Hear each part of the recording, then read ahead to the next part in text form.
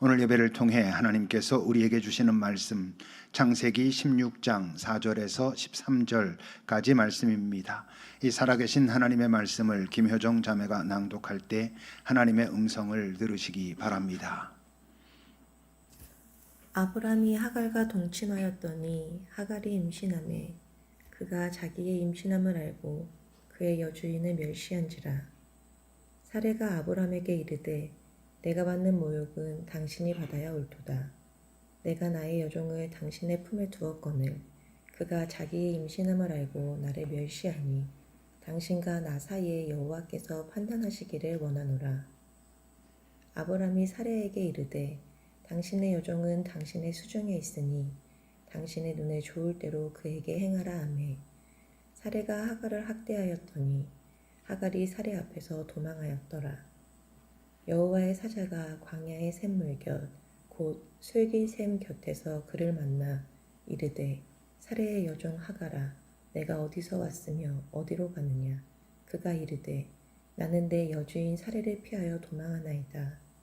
여호와의 사자가 그에게 이르되 내 여주인에게로 돌아가서 그 수하에 복종하라. 여호와의 사자가 또 그에게 이르되 내가 내 씨를 크게 번성하여 그 수가 많아 셀 수 없게 하리라. 여호와의 사자가 또 그에게 이르되 내가 임신하였은즉 아들을 낳으리니 그 이름을 이스마엘이라 하라. 이는 여호와께서 내 고통을 들으셨음이니라.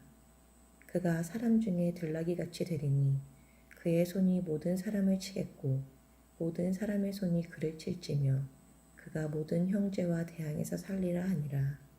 하갈이 자기에게 이르신 여호와의 이름을 나를 살피시는 하나님이라 하였으니 이는 내가 어떻게 여기서 나를 살피시는 하나님을 배웠는고 함이라. 아멘. 하나님의 말씀입니다. 주님, 이제 또 오늘은 이 말씀으로 지금을 살아가는 이 시대를 살아가는 우리들 그리고 나를 가르쳐 주십시오. 그 말씀으로 말미암아 우리가 새롭게 눈을 뜨고 새 용기를 가지고 또 허락하시는 힘과 지혜로 주와 함께 동행하며 이 땅을 살아가는 첫 시간이 되도록 겸손히 그리고 기대를 가지고 주의 음성에 귀 기울이게 하옵소서. 함께 모으는 그 모든 예물이 오늘 바로 드리는 그 예물 되게 하시고 오늘 일하시는 하나님과 함께 그곳에서 주의 사랑을 전하게 되는 아름다운 예물 되도록 우리의 마음도 몸도 함께 있게 하옵소서. 예수님의 이름으로 기도합니다. 아멘. 푸시킨이라고 하는 시인이 있고 그의 유명한 시가 바로 삶이 그대를 속일지라도 슬퍼하거나 노여워하지 말라라는 것으로 시작하는 그런 시가 있지요. 삶이 그대를 속인다라고 표현하고 있지만 실제로 우리는 압니다. 삶이 우리를 속이는 게 아니라 삶은, 인생은, 세상은 본래 그렇다. 우리가 생각한 대로 계획한 대로 되지 않는 것이죠.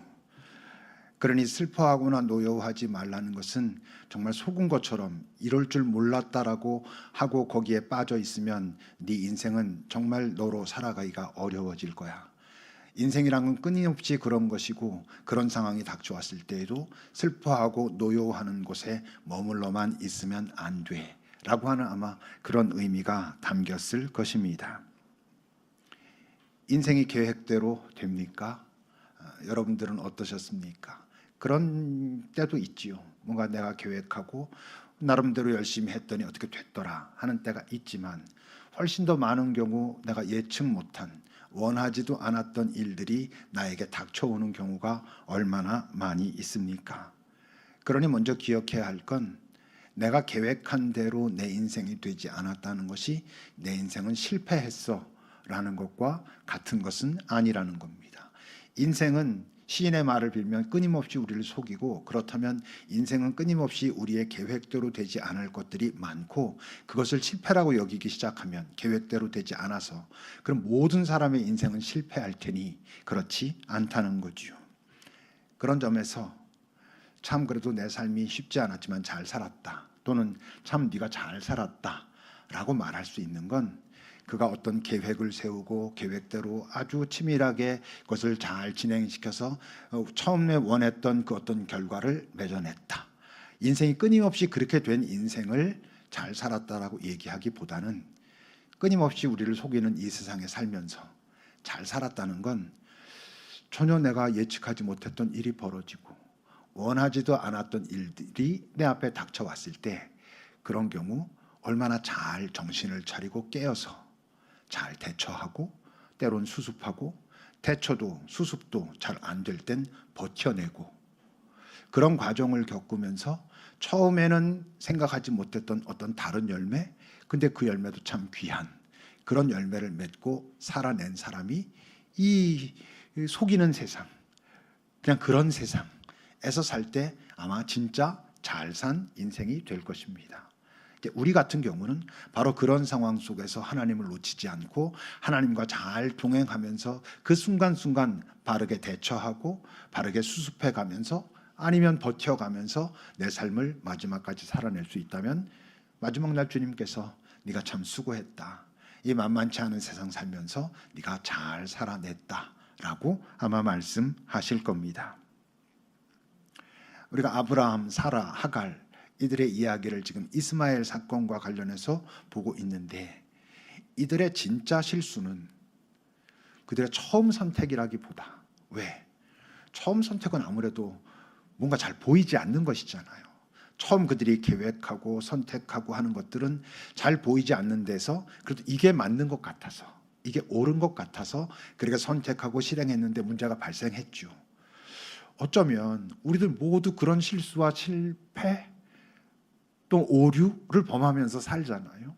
그러니까 진짜 문제는 처음 그들의 선택과 계획이라기보다 그 선택이 자기네들이 알지 못하는 변수들이 너무나 많아서 뭔가 잘못 흘러갔을 때 어떤 문제가 발생해서 내 앞에 다가왔을 때 이제 이건 보이잖아요. 이 보이는 상황 속에서 바르게 대처하고 바르게 수습하지 못한 그것이 어쩌면 적어도 이스마엘 사건과 관련해서는 그들의 진짜 문제, 실수가 아닌가 싶습니다. 사라도 이런저런 실수를 했고 수습하는데 대처하는데 실패했고 아브라함도 이런저런 실수를 했고 그도 그걸 대처하는데 또 잘못했고 오늘 하갈도 같은 모습이 나타나고 있습니다. 4절을 보십시오. 아브라함이 하갈과 동침했을 때 하갈이 임신했습니다. 이제 자기가 임신함을 알고 그의 여주인을 멸시했다라고 말합니다. 하갈이 저 처음 선택은 자기가 선택할 자격도 없었고 그러므로 당연히 책임도 없었습니다. 근데 문제는 뭔가요? 이제 상황이 달라졌거든요. 임신했으니까 그의 역할도 분명히 달라진 것입니다.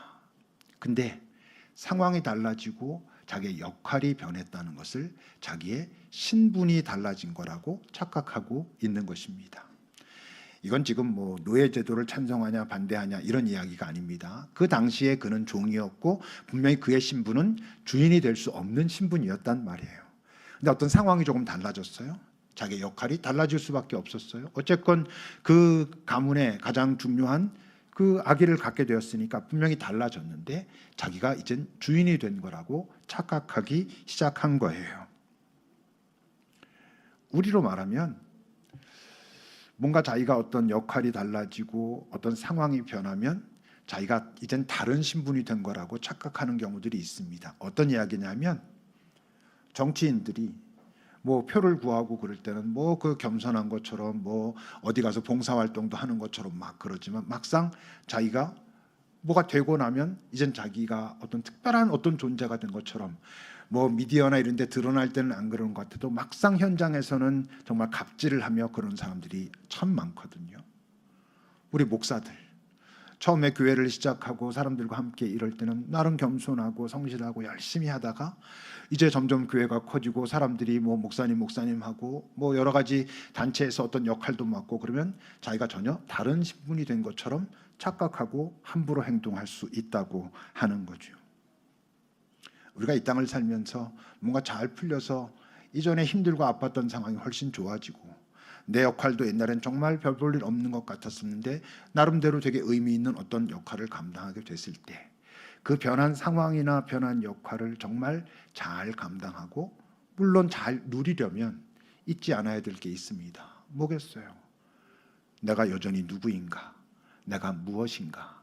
그것을 오히려 더 분명히 해야 상황은 변하고 남들이 뭐라고 말하든 내가 감당해야 하는, 내가 누려야 하는 것을 딱 그만큼 잘 감당하고 누릴 수 있는데 뭐 사실 쉽지 않죠. 그러나 바르게 정신을 차려야 그럴 수 있는데 하갈은 그렇지 않았다는 거예요. 만약 이 4절의 말씀을 이렇게 기록되게끔 하갈이 대처했다면 어떻게? 아브라함이 하갈과 동침하였더니 하갈이 임신하매 그가 자기의 임신함을 알고 그의 여주인을 오히려 더 많이 배려하고 존중하고 잘 섬겼더라. 이렇게 하갈이 만약 선택하고 그리고 그렇게 실행했다면 어떻게 됐겠어요? 그 뒤에 나오는 우리가 알고 있는 그 이스마엘과 관련된 많은 것들은 분명히 다른 역사가 됐을 것입니다. 하갈이 자기가 임신했지만 자기가 누군지 알고 자기 아브라함이 누군지 알고 자기의 여주인 그 사라가 어떤 존재인지 알고 그가 어떤 아픔을 가져 있는지를 알기 때문에 그를 더 배려하고 존중하고 잘 섬겼다면 하갈도 자기가 누릴 수 있는 가장 좋은 것을 누리고 자기가 맡을 수 있는 감당해야 하는 역할도 잘 감당했을 텐데 그러지 못했다고 하는 거죠. 그건 뭘 의미해요? 하갈이 본래부터 그렇게 충성된 종이 아니었다는 것을 의미합니다. 힘이 없으니까 자기가 뭐 종이라는 신분으로 태어났으니까 그냥 억지로 참고 속에서는 분노하고 욕하고 이러면서 있었다는 거지요. 이 하갈의 지금 이 행위가 무슨 뭐 노예제도를 갖다가 없애겠다고 저항하고 이런 게 아니잖아요. 오히려 자기가 이제 노예에서 주인이 돼가지고 주인을 노예처럼 한번 해보겠다라고 하다 망한 거지요. 아브라함의 그 종 엘리에셀이라고 있죠. 아브라함이 내 상속자로 삼겠습니다. 뭐 그랬던 그 엘리에셀은 여러분 끝까지 참 충성된 종으로 나옵니다. 뒤에 가면 이제 이삭을 낳고 이삭의 아내를 구하기 위해서 자기네가 떠나왔던 그 하란 땅으로 누구를 보내냐면 그 엘리에셀을 보내요. 자기의 그 정말 믿음직스러운 그 이제 나이가 많이 든 그 늙은 종을 그 하란 땅으로 보내서 가서 내 아들 이삭의 아내를 구해와라. 이렇게 그러니까 그만큼 신뢰하고 서로 좋은 관계를 끝까지 맺었다는 것이죠. 그러니까 그는 충성된 종이었다는 것을 의미해요. 근데 이 하갈은 그렇지 않았다는 거죠. 우리 뭐 사람 변했다. 저 사람 이상하게 변했어. 라고 말하지만 그 대부분은 뭐라고? 본래 실체가 그런 사람인 거라고요. 실체가 드러난 거지. 전에는 그가 뭔가 자기가 지금 힘이 없기 때문에 아니면 어떤 상황이 안 되기 때문에 이렇게 움츠러 있었지만 이젠 내가 할 수 있어라고 할 때 본색이 드러나는 거지 변한 게 아니라 본래 그런 거죠. 배신이라는 게 전부 그겁니다. 실체가 드러난 상태. 그가 다른 사람이 된 게 아니라 진짜 실체가 드러난 상태가 배신인 거예요. 동지도 버리죠. 하나님도 버리잖아요. 이제 하나님께 그토록 간절하게 뭐 구하고 이러다가 뭐 되고 나면 이젠 하나님 없어도 될 것 같거든. 그러면 겉으로 드러나는 모습은 어떨지 모르지만 그의 중심에서는 하나님을 버리고 사는 사람들이 얼마든지 있을 수 있습니다. 그런 점에서 하나님의 신실함이라고 할 때 그는 어떤 뜻이에요? 배신하지 않는 분. 우리가 어떤 상황에 놓일지라도 우리가 어떤 어려움 또는 어떤 하나님 보시기에 옳지 않은 상황에 놓였을지라도 그분은 우리를 버리시지 않는 분, 우리를 배신하지 않는 분, 우리와 함께 하시는 분이라는 것 때문에 그분은 참 우리에게 귀한 분이시죠. 그뿐만 아닙니다. 8절을 보십시오. 이제 여호와의 사자가 나타나서 하갈이 피했을 때, 이제 도망 나왔을 때 하는 이야기죠. 사레의 여종 하갈아. 의도적으로 저렇게 표현하고 있습니다. 여호와의 사자가 그렇게 말했을 수도 있고 저 책에서 저렇게 기록하고 있는 것이죠. 너는 사레의 여종인 것을 잊으면 안 돼. 네가 역할이 달라지고 상황이 달라졌다고 해서 네가 주인이 되는 법은 없어. 너는 여전히 종인 것을 잊으면 안 돼라고 말하고 있는 거예요. 어디서 왔으며 어디로 가느냐라고 했을 때 그녀는 말합니다. 내 여주인 사레를 피하여 도망하고 있습니다. 저 표현 속에는 왜 이런 지금 어려움이 닥쳤는지에 대한 성찰은 없는 거예요. 그냥 어떤 고난이 닥쳐와가지고 고난을 피하고 있는 중입니다 라고 말하고 있는 거고 그 더 깊은 곳에는 억울합니다 라는 그런 마음도 같이 들어있는 거예요. 의외로 많은 사람들이 그렇죠. 고난의 이유에는 큰 관심이 없어요. 거기엔 마음을 그렇게 깊이 두지 않아요. 자기가 고난 당하고 있다는 사실, 그리고 어떻게 하면 이 고난으로부터 벗어날 것인가에만 관심이 있을 수 있어요. 처음에 자기가 잘못을 했어도 그 고난이 너무 두렵게 다가왔을 때 그것을 피하는 것에만 관심 가질 수 있죠. 근데 시간이 많이 지나도 왜 그런 일이 벌어졌는지에는 관심이 없이 만약 그 고난을 피했다면 오휴 다행이다 라고만 하는 경우들이 많다고요. 우리가 그때의 문제가 뭐예요? 사람이 변하지 않아요. 정말 그런 사람은 그런 형태로 변하지 않는다고. 그는 고난이 없어지고 나면 또 이전과 똑같은 색깔의 선택들을 하며 삽니다. 또 고난이 닥쳐오면 이유에는 관심이 없고 피하는 것에만 관심이 있고, 피하면 어이구 살았네, 어이구 다행이네, 그러면서 또 똑같은 선택을 하며 살아가게 되죠. 성장하지 않는 사람들의 특징이 바로 그런 것이죠. 어쨌건 처음 시작은 하갈의 선택도 아니었고 책임도 아니었지만 어떤 상황이 시작되고 변하면서 하갈 스스로 상황을 망쳐놓은 게 분명히 있거든요. 근데 그것도 생각해 보면 뭐 상황이 그렇게 갑자기 변했고 자기가 지금까지 종으로 살다가 내가 이제 어떻게 되는 거지라고 해서 판단에 오류가 있을 수도 있다고요. 우린 그러잖아요. 실수를 합시다. 근데 진짜 문제는 뭐라고? 이제 문제가 발생했고 정신을 차릴 만도 한데 그것을 수습할 기회조차도 다 버립니다. 그런 기회를 놓쳐버리고 말지요. 9절입니다. 여호와의 사자가 말하는 거예요. 네 여주인에게로 돌아가서 그 수하에 복종해라. 그래야 네가 잠깐 실수했던 거 그거 회복하고 네가 이젠 그 변한 상황과 역할 속에서 누릴 수 있는 것, 감당할 수 있는 걸 잘 할 수 있어. 네가 지금 다시 돌아가는 게 만만치 않겠지만 가서 잘못했다고 해야 되고, 네가 네 역할이 네 자리가 어딘지 잘 찾아서 그것을 해야지. 그래야지 제대로 돼 말하고 있는데 급하니까 돌아가긴 합니다. 근데 뒤에 보면 알겠지만 그녀는 여전히 자기의 마음속으로 자기의 여주인 사레에게 복종하지 않아요. 그래서 이삭이 태어나고 이스마엘이 한 10서너 살쯤 됐을 때 결국 쫓겨나죠. 그리고 이스마엘의 인생조차 이상한 것으로 흘러가게 되고 말지요. 힘들고 아픈 상황, 그게 좋은 건 아니죠.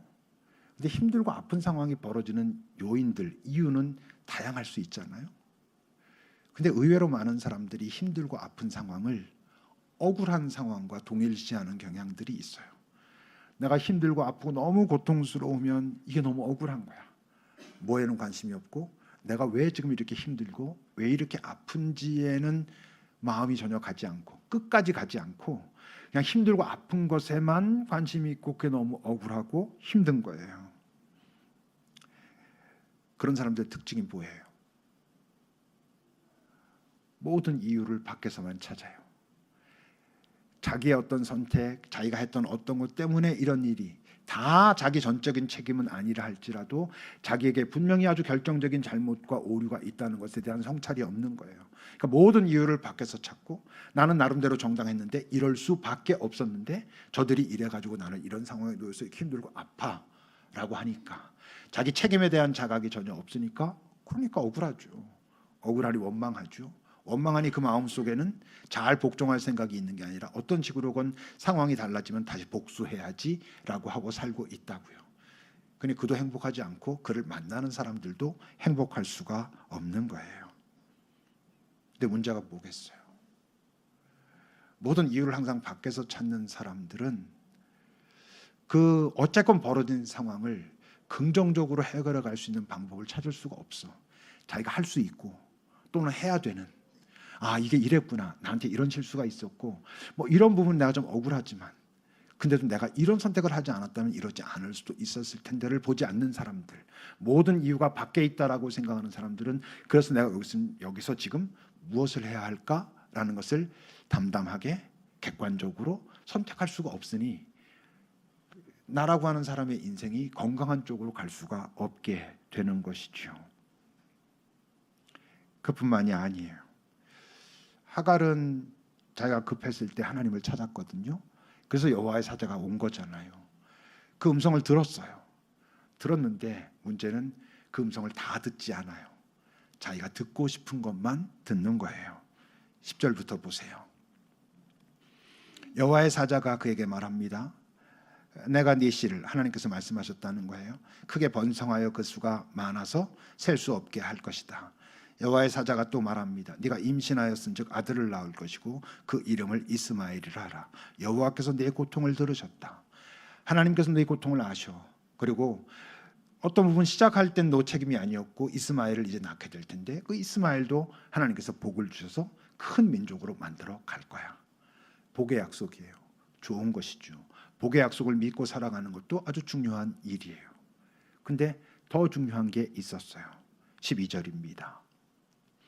그가 사람 중에 들나귀 같이 될 것이고 그의 손이 모든 사람을 칠 것이고 모든 사람의 손은 그를 칠 것이다. 그가 모든 형제와 대항해서 살게 될 거야. 이건 경고잖아요.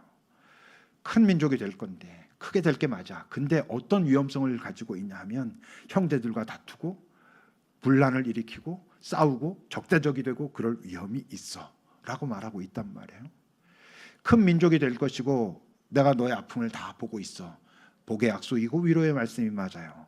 근데 이 경고의 이야기를 듣지 않으면 그 다음에 어떻게 돼? 크게 될수록 나쁜 거잖아요.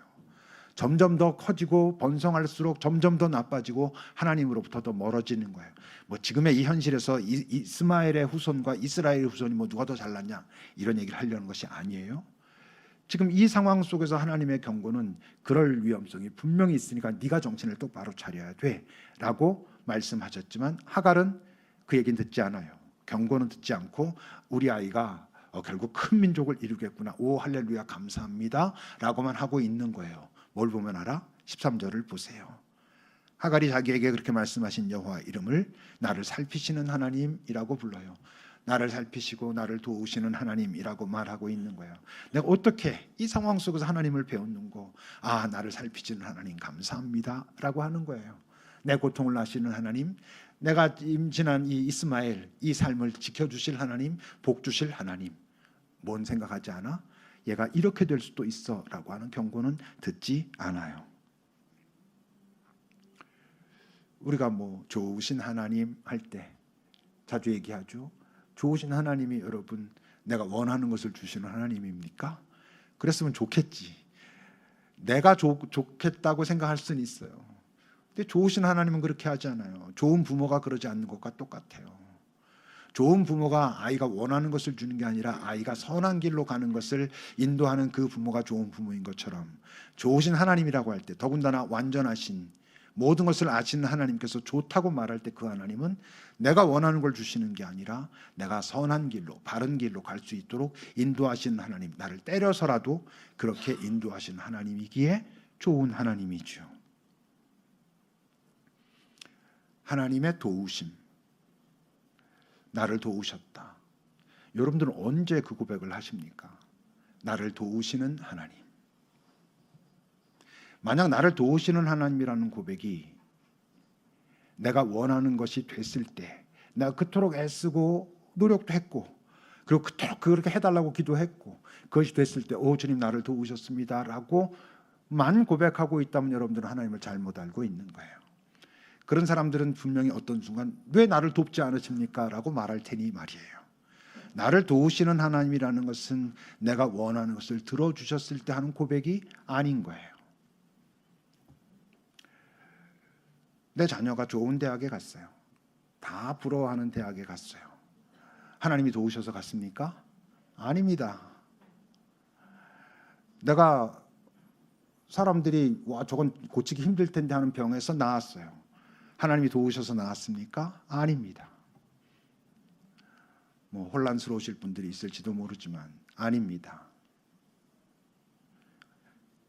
크게 봤을 때 그냥 운이 좋은 것입니다. 어떤 아이가 정말 공부를 잘하고 그래가지고 남들이 다 부러워하는 대학에 갔다. 잘 보면요, 그 부모가 똑똑합니다. 똑똑한 DNA를 가진 부모를 대부분 만났어요. 뭐 100%라고 할 수는 없죠. 대부분 그렇다고요. 그 부모를 만난 운이 좋은 거죠. 제가 말한 건 넓은 의미의 운이라 했습니다.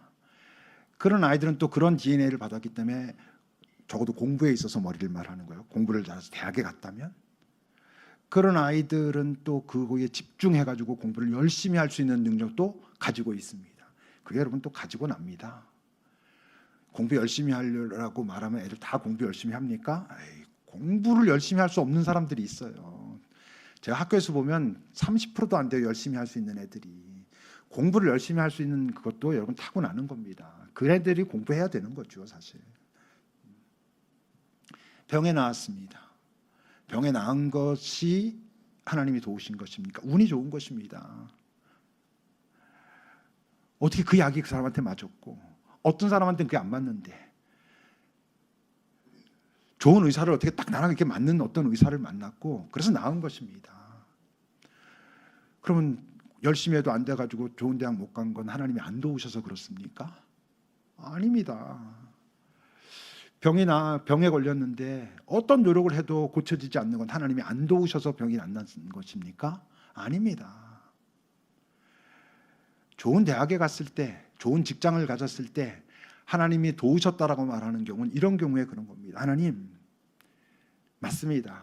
제가 정말 똑똑한 부모님 만났고 그분들이 재정적으로도 능력이 있었고 적극적으로 날 지원해줬고 또 내가 태어나기를 집중하여 열심히 공부하면 그 공부를 할 수 있는 아이였고 뭐 힘들고 그럴 때도 있었지만 뭐 그런 순간순간 주님이 나에게 위로하시고 이런 감사함이 있지만 근데 이런 것들을 이런 과정을 거쳐서 내가 이 성취를 가졌을 때도 주님을 기억하고 교만해지지 않고 주님 내가 이렇게 많은 것들을 이 땅에서 어쩌면 남들은 누릴 수 없는 것들을 누리고 이걸 가지게 되었는데 이것을 가진 지금 이 자리에서 제가 결코 교만해지지 않겠습니다. 하나님을 기억하겠습니다. 지금 이런 내가 이런 성취를 이룬 내가 이 세상에 어쩌면 많은 사람들이 부러워할 만한 것을 가진 내가 이 땅에서 어떻게 살아가는 것이 하나님 나라의 그 어떤 그 사랑과 평화를 전할 수 있는 삶인지 고민하며 살겠습니다라고 말할 수 있을 때 그가 지금 하나님의 은혜 가운데 있는 것입니다. 하나님의 도우심 가운데 있는 거예요. 그렇게 됐을 때 나빠지는 사람들이 얼마나 많은데 남들은 잘 고쳐지지 않는 병이 고쳐졌어요. 하나님, 내가 참 의사를 만났고 어떤 약을 만났고 이래서 내가 병이 나았습니다. 하나님, 이 순간에도 내가 이전에 하나님 앞에 절박했던 그 마음을 놓치지 않은 채로 이젠 내가 갖게 된 이 건강을 이 땅에서 살아있는 그 얼마 동안 어떻게 살 것인가 주님과 잘 고민하며 살겠습니다라고 말할 수 있을 때 하나님의 은혜 속에 있는 것입니다. 하나님의 도우심 속에 있는 거예요. 내가 원하는 것이 되지 않았어. 힘들고 아프고 죽을 만한 상황에 놓였을 때 하나님 앞에 나와서 하나님, 전 지금 정말 죽을 것 같습니다. 너무 힘들고 아파서 어찌해야 될 바를 모르겠습니다. 근데 내가 지금 이런 상황 속에서도 주님을 놓치지 않고 하나님 앞에 나와 주님, 제가 지금 이런 상황으로 힘들고 아픕니다라고 고백할 수 있는 것이 하나님의 도우심입니다. 당신의 은혜 가운데 내가 있습니다. 이 상황은 은혜처럼 보이지 않지만 나라고 하는 존재는 당신의 은혜 가운데 있습니다라고 말하는 사람이 하나님의 도우심 속에 있는 거예요. 그들이 소망을 가지고 있는 자들이고 그들의 삶을 하나님께서 보시면서 참 네 삶이 귀하다라고 하며 그의 삶에 동행하시는 그런 삶을 살아가게 되는 거라고요. 여러분, 좋으신 하나님, 선한 하나님, 선한 길로 인도하시는 하나님, 나를 도우시는 하나님에 대한 것을 왜곡하면 그 하나님을 믿는 게 아니에요. 저는 하나님 나라 시각에서 볼 때 이 땅에서 벌어지는 일 중에 살인하고 도둑질하는 것보다 하나님 나라의 시각에서 볼 때 더 큰 죄는, 어쩌면 용서받기 힘든 죄는 허위사실 유포라고 생각해요. 하나님을 거짓으로 말하는 자들, 목사들이 책임질 가능성이 많겠죠. 하나님을 거짓으로 말해가지고 이것이 하나님의 복이고 이렇게 하면 복을 받을 수 있거라고 해가지고 자기의 욕심을 채우고 있는 자들은 왜 그게 더 큰 죄냐면 성령을 회방하는 거거든요. 하나님을 헷갈리게 하고 하나님을 훼손시키는 작업이기 때문에 뭐 살인하고 도둑질하는 게 잘하는 건 아니지만 정말 하나님께서 보실 때 너 그거는 용서받지 못할 수도 있어라고 경고하는 죄는 그런 죄들일 거고, 여러분 잘 생각하셔야 돼요. 하나님의 도우심, 선한 하나님은 어떤 분인가를 기억하셔야 여러분들이 이 땅의 질서 속에서 잘 풀릴 때도, 이 땅의 질서 속에서 힘들고 아플 때도 그 하나님을 놓치지 않고 이 땅을 살아갈 수 있다는 것을 여러분 기억하셔야 돼요. 이스마엘이 오늘 여호와의 사자가 경고한 것처럼 형제들과 싸우고 분란을 일으키고 망치는 인생을 살아가지 않게 하는 방법이 뭐예요? 9절에서 이렇게 말했죠. 여호와의 사자가 그에게 이르되 내 여주인에게로 돌아가서 그 수하에 복종하라. 그게 네 자리고 그렇게 해야 이스마엘이 잘 될 수 있어. 사라 때문에? 아니, 거기에 하나님이 계시니까. 하나님이 그곳에서 이스마엘을 가르치실 것이고 그를 큰 민족으로 만드실 것이고 그럴 때에도 그는 분란을 일으키는 자가 아니라 자기의 역할이 있을 거야. 그런데 하갈은 그것을 듣지 않아요. 중요하게 여기지 않아요. 지금 당장 자기 고통을 피하는 것에만 관심이 있고 자기의 자식이 그 후손이 커진다는 데만 관심이 있기에 그 커져서 어떤 방향으로 갈 것인가에 대해서 고민이 없어요. 그럼 분명히 아까 말한 것처럼 도우시는 하나님, 나를 살피시는 하나님이라고 말했지만 망했잖아요. 우리도 그럴 수 있어요. 누군가 나를 도우셨습니다. 오 할렐루야라고 했지만 그게 하나님께서 보실 땐 이 사람아 거기가 아니야. 지금 거기에서 네가 어떤 마음을 갖고 있는가 하는 것이 더 중요해 하실 수 있다는 것을 아셔야 우리가 이 땅에서 주의 백성답게 이 길을 때로 힘들고 때로 좋아도 흔들리지 않고 믿음의 자녀로 살아갈 수 있다는 것을 기억하셔야 돼요. 기도합시다. 나를 살피시는 하나님, 나를 살피시는 하나님은 내가 힘들 때만 살피시지 않아요. 내가 좋을 때도 살피셔요. 어떻게? 다 나를 도우시기 위해서. 어떻게 도와? 내가 힘들고 아플 때에도 나와 함께 하시며 그 길을 갈 수 있도록. 내가 아주 좋을 때에도 내가 교만해지지 않고 내가 그 좋은 것을 들고 하나님의 나라를 위하여 어떤 삶을 살 수 있도록 여러분들은 나를 살피시는 하나님을 경험하며 살고 계시는지요? 잠시 기도해 봅시다.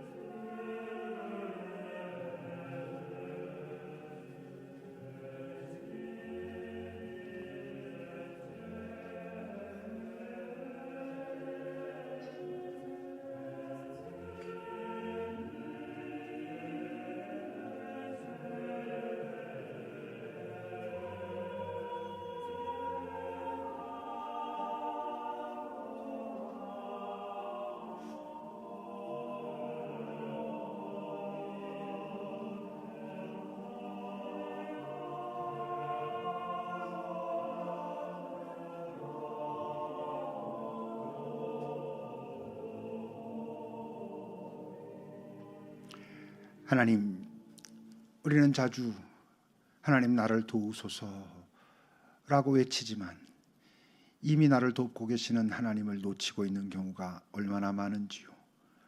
나를 도우소서라고 우리가 고백할 때 그것은 내가 원하는 대로 해주소서에만 머물러 있어서 그 힘들고 어려운 상황에서 이미 나와 함께하고 계시는 주님을 놓치기에 하나님은 나를 돕지 않는다고 원망하고 세상은 나를 속인다고 원망하고 그 원망 때문에 나는 이렇게 살아도 괜찮아라고 함부로 살아버리는, 결국은 자기 인생을 스스로 망쳐버리는 경우가 우리에게는 얼마나 많은지요.